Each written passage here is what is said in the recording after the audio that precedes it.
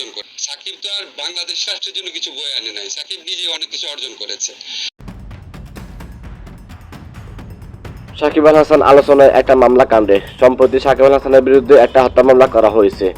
কি আছে সাকিবের ভাগ্যে? স্বরাষ্ট্র উপদেষ্টা বলছেন স্বরাষ্ট্র মন্ত্রণালয় থেকে নাকি সাকিবের জন্য উদ্যোগ নেওয়া হবে। সাকিব আল হাসান বললে হয়তো এতটা সম্ভব। মোট কথা, আলোচনা সাকিব নিজে করেন না, আলোচনায় সাকিবকে নিয়ে করতে বাধ্য করে। এই তো গতকালই জামাত শিবিরকে নিয়ে সংবাদ সম্মেলন করেন আইনজীবী। মামলা হওয়া বা এফআইআর হওয়া মানে তো গ্রেফতার না। আমাদের মানে স্বরাষ্ট্র মন্ত্রণালয় থেকে উদ্যোগ নেওয়া হবে যাতে মানে কেউ অতি উৎসাহিত হয়ে গ্রেফতার না করতে যায়। বর্তমানে সাকিব দেশের হয়ে পাকিস্তানের বিপক্ষে টেস্ট খেলছে। সেখান থেকে তিনি ইংল্যান্ডে কাউন্টি লিগ খেলতে যাবেন। এরই মধ্যে বিসিবি তাকে ছাড়পত্র দিয়েছেন। কাউন্টি লিগ শেষ করে ভারত সফরে বাংলাদেশ দলের সাথে যোগ দিবেন।